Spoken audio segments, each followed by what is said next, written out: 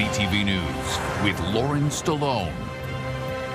Good evening. Thank you for joining us. We begin tonight with breaking news out of Sarnia, where police are on scene tending to a downed aircraft. They say the pilot has been transported to hospital with non-life-threatening injuries. Emergency crews are asking people to avoid the area of Telfer Road and Michigan Line. For 3 men from Scotland accused in the violent death of an Owen Sound restaurant owner more than 2 years ago. With more on today's proceedings, here's Scott Miller. The man accused of punching Sharif Rahman and leaving him to die in the street in front of his Owen Sound restaurant made his first Canadian court appearance today. 25-year-old Robert Evans is charged with manslaughter for allegedly punching Sharif Rahman outside of the Curry House in Owen Sound on August 17, 2023, following a dispute over an unpaid dinner bill. Rahman would die a week later from his injuries. It would take nearly a year in July of 2024 before police located and charged Evans in his native Scotland with Rahman's death. Evans' father, Robert, and uncle Barry Evans have also been arrested and charged with accessory after the fact for allegedly helping Evans flee Canada less than a week after Rahman was fatally punched outside of his restaurant. The trio, all from Scotland, consented to be extradited to Canada in October of this year. They arrived in Owen Sound on Thursday. The 3 men made brief court appearances in Owen Sound Court this morning, saying very little as they were formally charged and remanded back into custody. The death of Rahman, a well-respected businessman and volunteer, gripped his community of Owen Sound. Hundreds of people laid flowers and took part in a candlelight vigil in his honor back in 2023. Officials with the Owen Sound Police and Grey Bruce OPP say they are aware of the impact this investigation has had on the community. Evans Jr. has his next court date December 15th. His father, Robert Evans, will return to court on January the 7th, and Uncle Barry Evans has his next court date January the 12th. In Owen Sound, Scott Miller, CTV News. A demonstration outside St. Joseph's Healthcare today by animal welfare advocates. They're demanding more transparency from the hospital about the fate of the dog researchers had been experimenting on. As Brian Bicknell reports, hospital officials did provide an update, but are still refusing to answer any questions. No! Release the dogs now! Animal welfare advocates are demanding answers. About 30 people demonstrated outside St. Joseph's Healthcare Friday to call on the hospital to make public the whereabouts of 8 dogs used in research at the hospital. So as far as we know, 2 dogs remain in that hospital and 6 are missing. And we're here today to hopefully encourage them to release the remaining 2 and verify the whereabouts of the other 6. A story by the National Post Investigative Bureau this past August revealed Lawson Research, the research arm of St. Joe's, had been using dogs to study heart attacks in humans. Following public backlash, the hospital announced soon after it would cease research studies involving dogs. In an update to the community Friday, the hospital indicated 2 of the 8 dogs remain under the care of Western University's Animal Care Committee for the time being. The update says the ACC arranged to transfer all 8 dogs to an accredited organization that would not be named to start the path toward adoption. 6 of the dogs went on September 10th, and they're receiving ongoing care to make sure they're ready for family homes. The 2 remaining dogs continue to do well in each other's company and will remain under excellent care until they can be transferred. Given the secrecy behind it and the very tight-lipped that's going on here, I'm putting money on that the dogs never got released. Last month, the provincial government introduced draft legislation that would restrict invasive research on dogs and cats, except in exceptional circumstances like veterinary research. The bill would also prohibit breeding of dogs and cats for research purposes. And some say it's a good start. It needs to be more reflective and inclusive of other animals, and the people that are in charge that make the decisions, like UWO, the committee there, they really have very little accountability. Brian Bicknell, CTV News. A serious crash closed a section of Highbury Avenue in South London this afternoon. Emergency crews say they were called around 1:30 p.m. to a head-on crash between Dignam and Westminster. Police closed the road for several hours while investigating. No details on if any injuries have been released, but at least one person reportedly had to be removed from a vehicle. A new security system has been installed at a London shelter meant to protect the people who rely on their services facing the threat of gender-based violence. Sean Irvin has more on the recent concerns prompting the change. Newly placed high-tech cameras are seen outside the walls of the Inova shelter on Clark Road. The facility houses women and their children facing gender-based violence.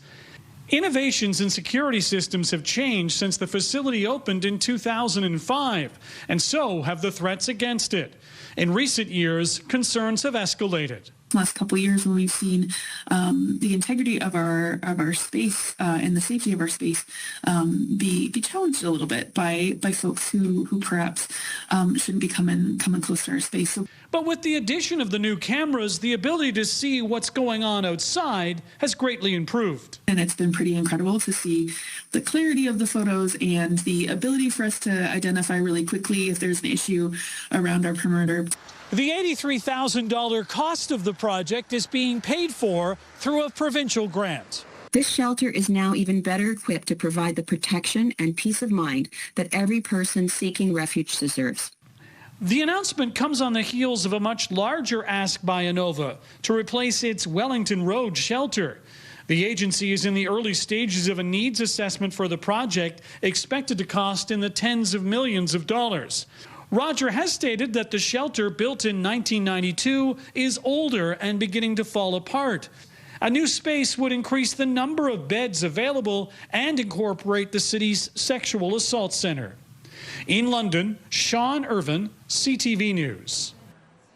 Thames Valley School Board officials now say West Elgin Secondary in West Lorne will now be closed for the rest of the month because of a fire in the basement this week. The new reopening date is January 5th. The school board has a new home for its adult, alternative, and continuing education programs. The programs will be moved to B. Davison School, which is currently being renovated. The renovation began in the spring, and the goal is to have the facility ready to accept students in the spring of next year.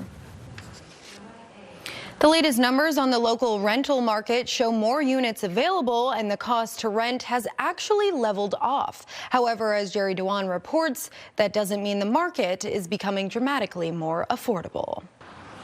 The number of available rental units in the London region is the highest it's been in the last 15 years, with a 4% vacancy rate, according to the Canada Mortgage and Housing Corporation's 2025 rental market report. You've had quite significant increases in rental apartment construction in London in recent years.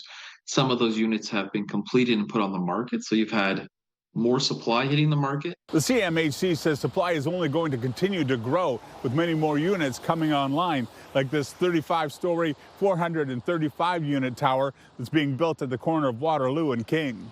Passarelli notes that along with an increased number of rental units, demand has eased. Big part of that is that international student component, where in London, it's a strong driver of rental demand, and that those numbers have really come down this year with the international student cap.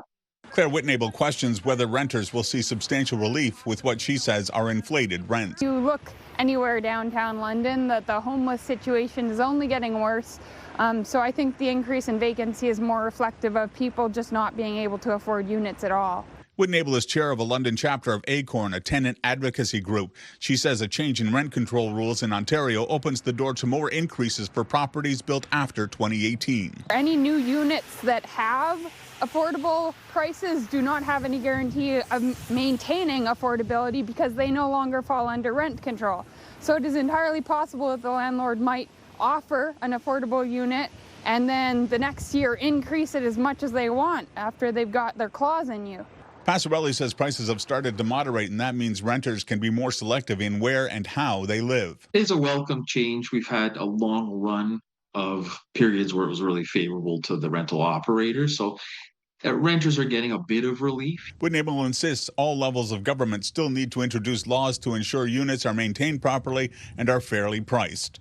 Jerry Dewan, CTV News.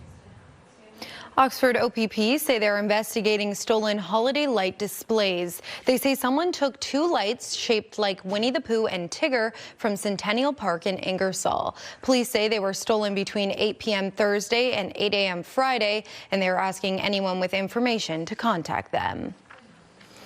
The holiday musical Carousel is officially back in downtown London just a few weeks before Christmas. London Hydro is here sponsoring downtown for the holidays, and we just started up the carousel for everybody to use today. London Hydro staff and their families got to enjoy the official kickoff and take a ride on the carousel. Located in Jubilee Square, the ride will be open until December 21st. It's a great way to bring the community together to celebrate family and friends and all the wonderful businesses that are down here that you can visit while you're here. In the spirit of the season, Camature London is hosting a concert to help those in need in our community.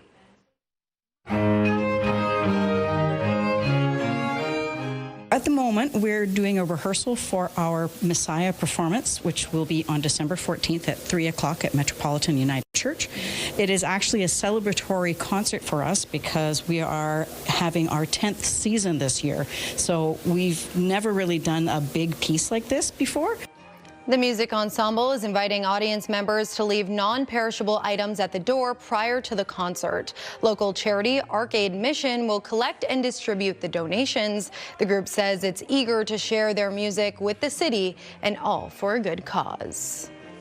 We've got such fantastic musicians and a great choir, and especially this year we wanted to partner with Arcade. When I approached them, I said, you know, we're very fortunate in what we're doing, and we want to give back to the community. The Knights faced off against the Saginaw Spirit tonight at Canada Life Place. Head up, down the boards, and behind the net. Bidgood pins his man up against the boards. That allows Cover to get it back to the blue line. Quick shot, tipped in front of the net, they score! The game was tied 3-3 in the third before Braden Clark grabbed hold of the puck and buried it. The Knights went on to score one more after that to secure the win. The Knights win 5-3 the final, and we'll be right back at it Sunday night in Brantford. Coming up, a milestone that connected the globe 124 years ago, how Canadians are keeping the achievement and history alive.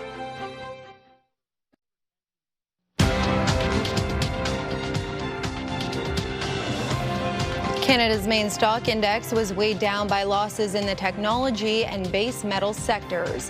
In Toronto, the TSX lost 133 points, and in New York, the Dow fell 246, while the Nasdaq dropped 399. The Canadian dollar is up a modest 0.03 of a cent, and on commodity markets, gold gained more than $15 an ounce, and oil lost 16 cents a barrel.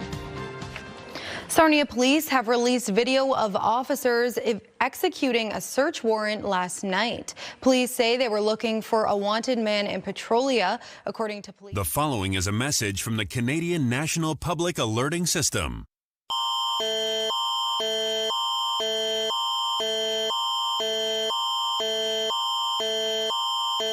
A boil water advisory has been issued by Simcoe Muskoka District Health Unit, SMDHU, due to an immediate danger to public health caused by a water main break. The advisory is in effect for the entire town of Collingwood. Tap water should be boiled for at least 1 minute before using. For more information, visit https://simcoemuskokahealth.org. Sex offender with several powerful men. With more, here's CTV's John Venevali-Rao. These are just some of the many photos released by Democratic lawmakers that they say came from Jeffrey Epstein's email account and computer. Images showing Epstein with entrepreneur Richard Branson and film director Woody Allen.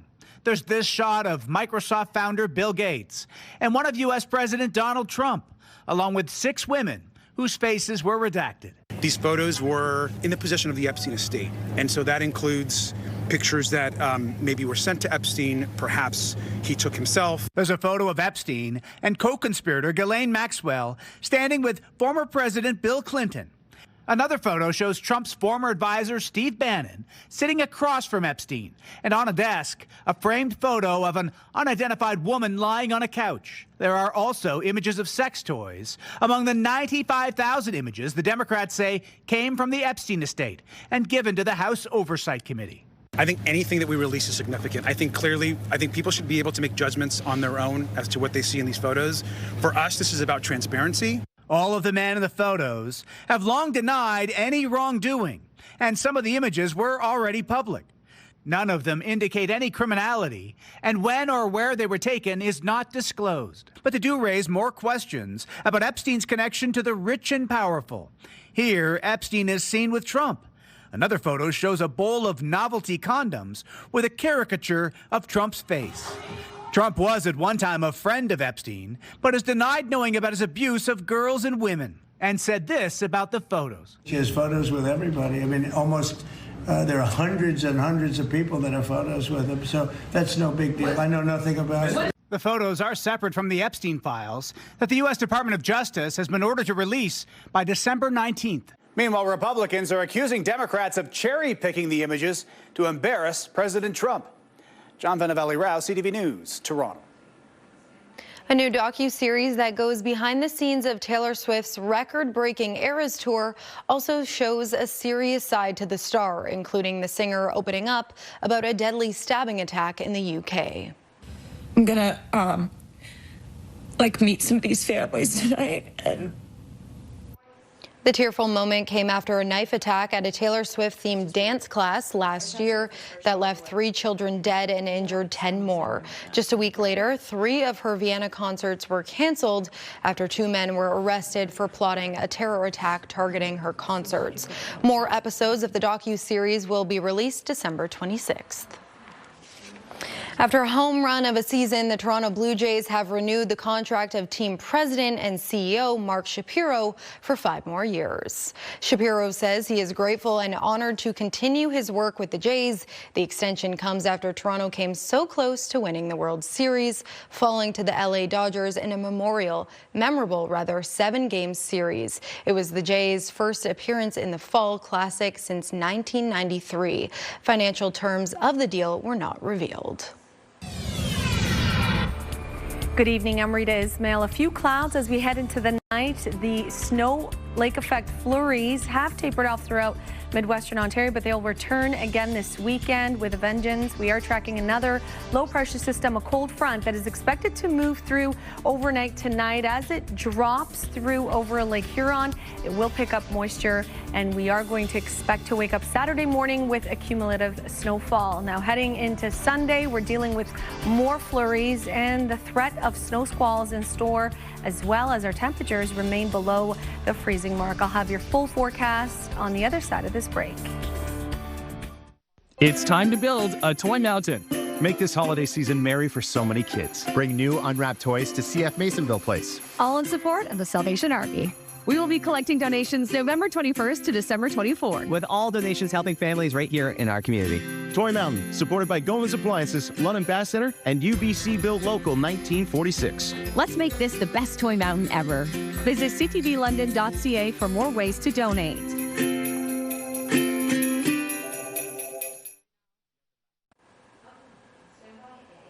Here's Rita Ismail with your weekend forecast. Rita? Thanks so much, Lauren. -3, our high today. We continue to struggle in terms of our temperatures. Normal this time of year at the 1-degree mark, and it was bitterly cold overnight as well. -9, that wind chill, a real factor for us today. We had clear skies, which allowed that cooler air mass to settle over southwestern Ontario. Record high was on this day. In 1946, we hit 13 degrees. Record low, a bone-chilling -21 in 1988. Now, as we head into the night, you could see a little bit of cloud cover in advance of the next weather maker. It is another cold front that will swing through an Alberta clipper, and it will move through quickly, but it will impact us. Snowfall will accumulate by Saturday morning, and the winds in behind it will be strong and gusting. So you could see it crossing over overnight tonight, and then tomorrow, lake effect flurries, especially throughout Midwestern Ontario. There is a snow squall watch in effect for areas throughout Midwestern Ontario, especially along the eastern shores of Lake Huron. You could see some of those squalls intensifying into Sunday, believe it or not, and then shifting further to the south, which means for us here in London, we could pick up anywhere between 10 to 20 centimeters of snowfall by the end of this weekend. The sunshine should return on Monday. Let's plan out your Saturday. So it will be blustery tomorrow morning. The winds gusting out of the west, 30 to 50 kilometers per hour in behind that system. And our temperatures will be bitterly cold, -8 around noon. So it's actually going to get colder throughout the day tomorrow, feeling close to -13 tomorrow evening. Heading into Sunday, again, the squalls and flurries definitely going to happen. It just depends on where you are, because some of us will be under that specific band of snow squalls, and we could pick up a good amount of snowfall by Monday. The temperatures, again, very cold, especially Sunday morning. We drop down to -15 degrees. That's not factoring in the wind chill. Heading into Monday, we get a bit of a break from the snow, mix of sun and cloud, and then there's that roller coaster ride in terms of our temperatures. We go from the bitterly cold to 4 and 5 degrees midweek. We could be dealing with light rainfall throughout the day on Thursday before we drop right back down to -4 on Friday. And there's that guy going through shoveling the snow, because you know what, in Midwestern Ontario, you have a lot of snow, and that will be the story for you this weekend. It just continues as that lake effect snowmaking machine is in full gear.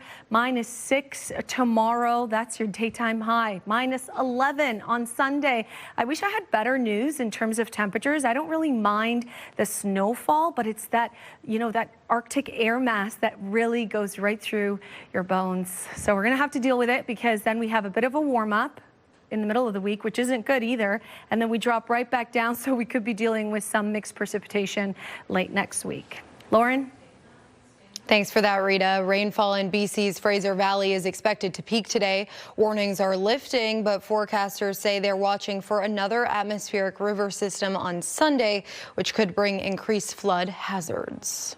Adrenaline's pumping. I didn't sleep much at all. We're expecting waters to rise drastically. You can see we're trying to get our cars out so we don't lose our cars.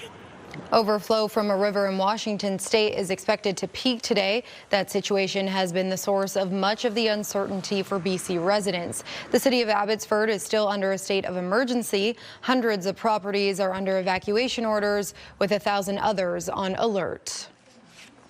Flu season is hitting Canada especially hard this year, and that has sparked an urgent plea from one Ontario Children's Hospital looking for family doctors to help treat the spike in cases. CTV's Abigail Beeman has more on flu cases across the nation. Samantha Kingsbury experienced what Ottawa's Children's Hospital is calling unprecedented volumes in the ER, stretching capacity to the limit. There's a lot of people inside.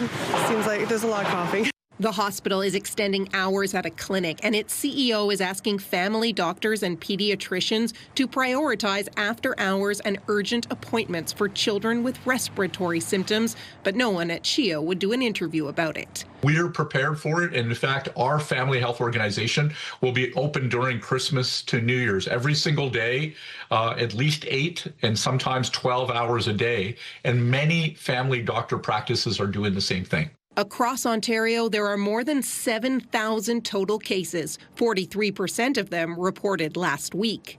We still know how to prevent it and how to manage cases. It's just at a population level, likely going to be a tougher year. In Alberta, flu cases jumped by 70% last week, with 216 hospitalizations and 3,703 cases total. That's just the cases that we know. There's a lot more cases within the community as well. So that's not alarming in and of itself. This Edmonton emergency room doctor says for the average healthy person, if you feel like you were hit by a train, don't head to the ER. It's the same old story. Get vaccinated, get vaccinated, get vaccinated. If the strain that we picked for this year is slightly off, that doesn't matter. It doesn't mean the flu vaccine's ineffective. It may be a little less effective. I haven't had the flu in many years, so I'd say it's doing its job. I got mine in November. With the flu season off to an earlier start, experts are reminding people about etiquette around holiday gatherings. Cough or sneeze into your sleeve, don't reuse napkins, and of course, if you're sick, don't go. Abigail Beeman, CTV News, Ottawa. Researchers at a Toronto area hospital say there's been a dramatic rise in the number of people being prescribed ADHD medication. Their study looked at all prescriptions for stimulant drugs like Ritalin and Adderall dispensed between 2015 and 2023. Overall, they found annual prescriptions treating ADHD increased more than 150% in that time, exhilarating during the COVID-19 pandemic. They suggest possible reasons as more time spent online, increased public awareness, and previously undiagnosed subjects now being recognized. A world-changing message first crackled across the Atlantic 124 years ago today, landing right on Signal Hill in St. John's. Here's CTV's Garrett Barry on the communications milestone that connected the globe. This is Victor Oscar 1. Even with 124 years of refinement and advancement, transatlantic radio communication is an inexact science. In searching for a prearranged message from radio operators in Cornwall in the United Kingdom, trying to recreate what Guglielmo Marconi did in 1901 here at Signal Hill, radio enthusiasts in Newfoundland today heard from Austria instead. Maybe the part that protects the signals back down to England is missing, or it's got a hole in it or something there. We don't know. It's all part of the magic and mystery of radio that turns wires and diodes, circuits, into holiday greetings between strangers across the world. And season's greetings and Happy New Year. Thank you very much. Back in the day, they used to use a crystal as sort of a conductor.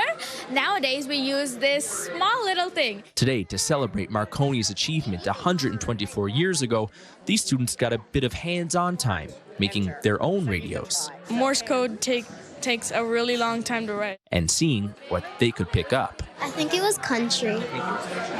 Country, maybe like some Newfoundland music. If you attach chords, and it's pretty easy, but if like you don't... It requires instructions. Even though their intended message from the UK didn't quite land, there wasn't much disappointment among this group. The look on the kids' faces when they plug their radio in and all of a sudden hear, you know, a radio station come in. It's magical. Instead, a sense of wonder and a commitment to come back again next year for the 125th anniversary and keep the history of the achievement here alive. Garrett Barry, CTV News, St. John's.